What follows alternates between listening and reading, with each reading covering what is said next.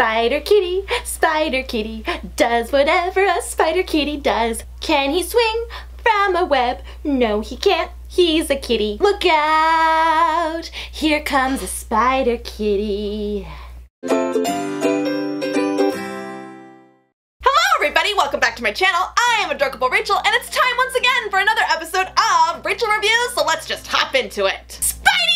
Spidey, Spidey, Spidey, Spidey, Spidey, Spidey! My all-time favorite superhero is finally back to give us what we have been waiting such a long time for. And bear in mind, this is a spoiler-free review. I'm not gonna go into any huge details that could possibly ruin the film if you haven't seen it yet, so don't worry, kids.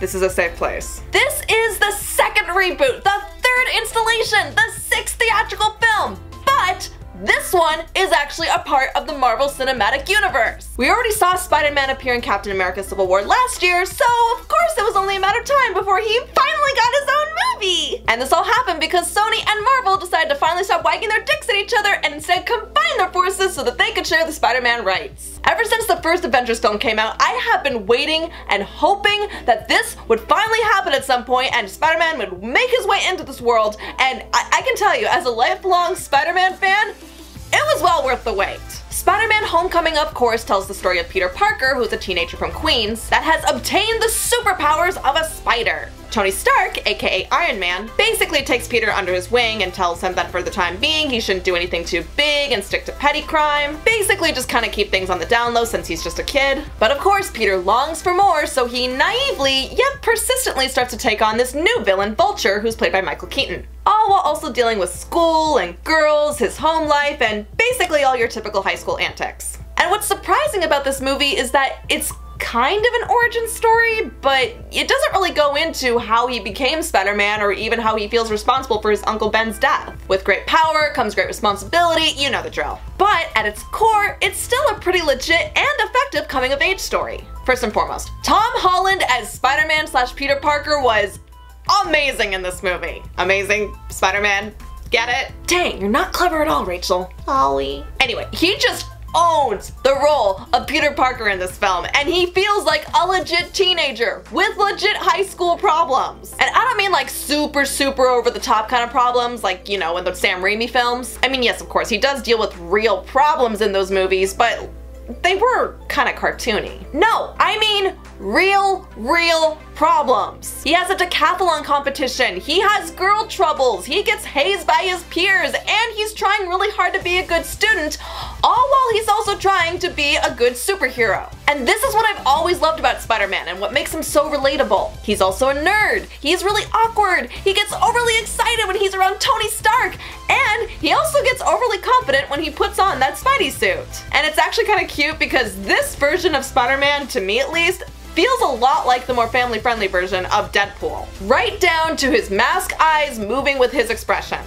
And it could have been distracting, but I really enjoyed it. He can be calm and relaxed and casual and quippy, all while fighting crime. And I love that in this movie, Spider-Man is kind of a celebrity in Queens and everyone seems to know of his existence, but they're also really cool with it. In the very beginning of the film, there's this montage where Spider-Man is just fighting crime after school and he's stopping a bike robber or other little petty things, but then he also does things like help an old woman with directions. It's so silly and playful that I really cannot help but laugh at that. But even so, all throughout the movie you can really feel Peter's motivation to just want to help people. And of course what's also relatable is that he doesn't want to just stop robbers or do the odd job version of being a superhero, he wants more responsibilities. He wants to be a part of the Avengers and help Tony Stark in any way he can. But he can also be in over his head at times and he can be really cocky. And Tom Holland just embodies all these qualities that I named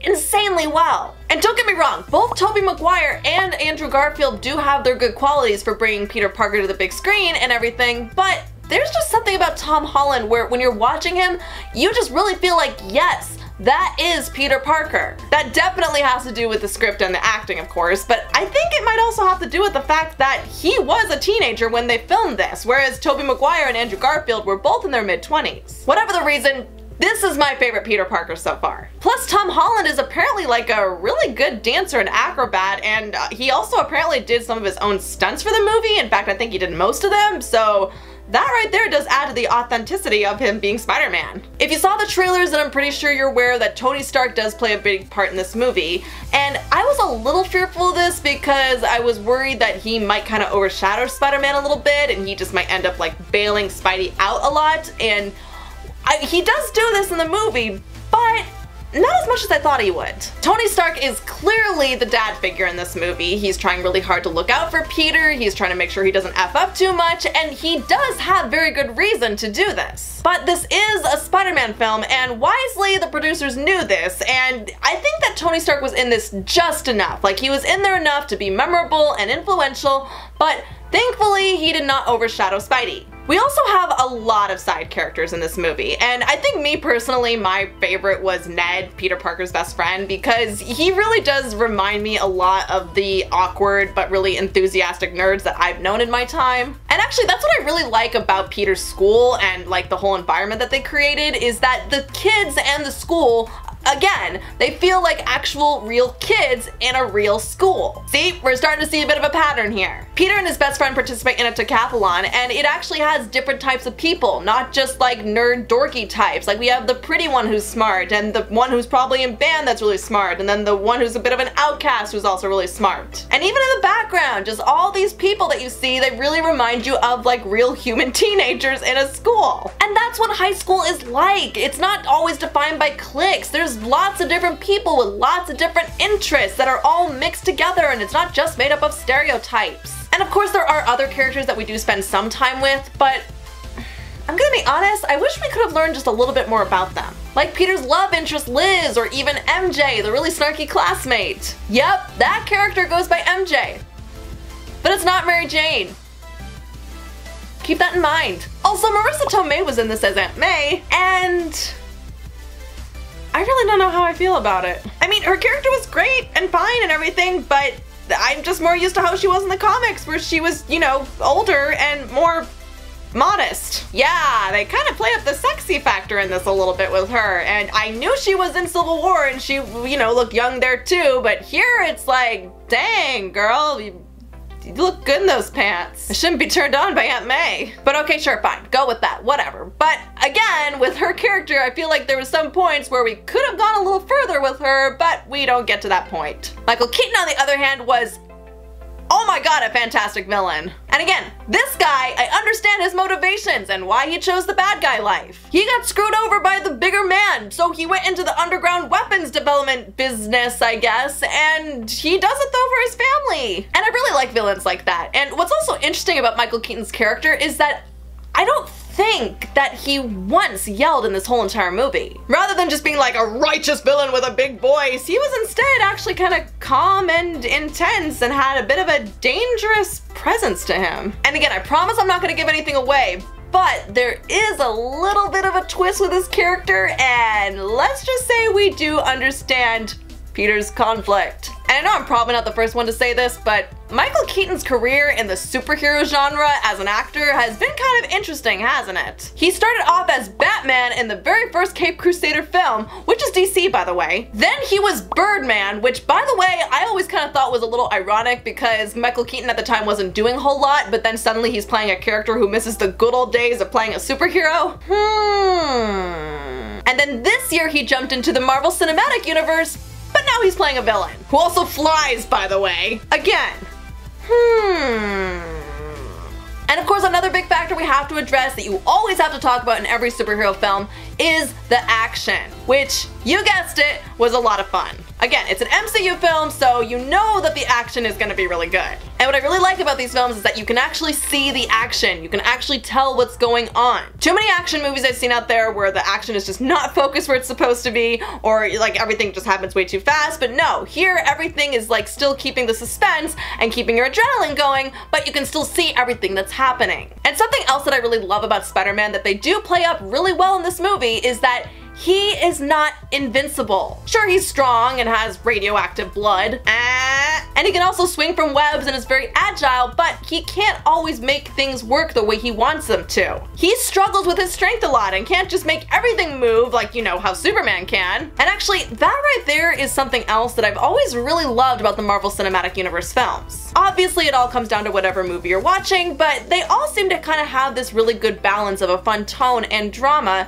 and the characters are just interesting enough that we do sympathize with their motivations and their flaws. We all know that the idea of a superhero was a little silly deep down, but we still really want to root for them. And when we look back at a lot of superhero films from the past, there's really no denying that a lot of them are really silly and ridiculous. But these movies, even though we know deep down it's ridiculous, they kind of just have this self-aware feeling to them that we kind of go along with it, and we also kind of believe that this kind of thing can happen. And I just love that, especially seeing that in a Spider-Man film. And after almost 10 years, I can't believe it's been that long, but almost 10 years, these Marvel movies still keep us wanting to come back and see more. It's really hard to pick out anything that I didn't like, but I mean, the one thing that did kind of bother me, actually, it's a little nitpicky, but I wasn't a big fan of the editing. And I know that's a little nitpicky, but there were a couple of shots that were just kind of randomly in there, like you could have maybe just cut them out completely and it wouldn't have made a difference.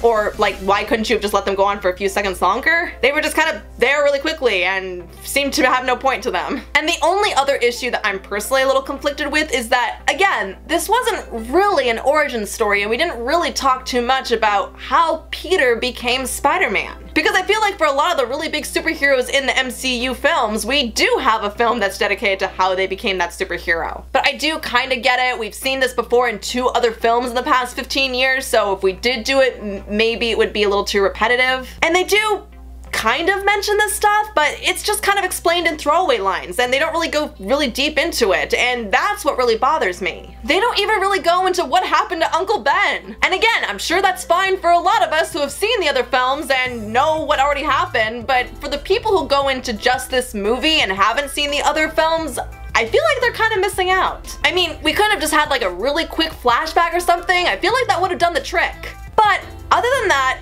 I really do feel that this is the best Spider-Man film that I've seen since Sam Raimi's Spider-Man 2.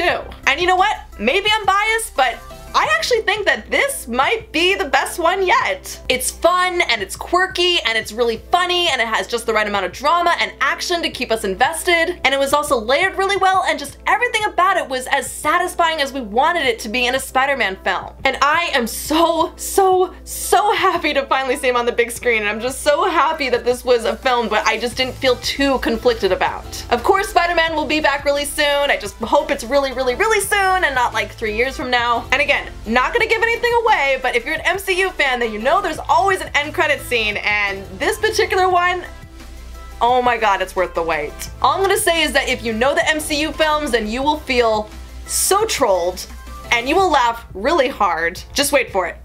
Just wait for it. I promise, it'll be worth it sitting through the credits. So those are my thoughts on the brand new Spider-Man Homecoming movie. So now I want to know, did you guys get a chance to see it? And if so, what did you think? Have you seen the other films? Is this your first time seeing Spider-Man on the big screen? Do you have any fond memories of Spider-Man or the other films? Or did you notice any other little details that I completely missed? Did you think that Tom Holland was also the best Spider-Man ever? What are your thoughts? Well, go ahead and leave your comments below. Be sure to like and share. And if you're new and like what you saw here, then don't forget to hit that subscribe button. And also be sure to hit the little bell button down there to get notified when new stuff comes out, because guess what? I make new videos every week! Bye, Adorka buddies! I'll see you soon!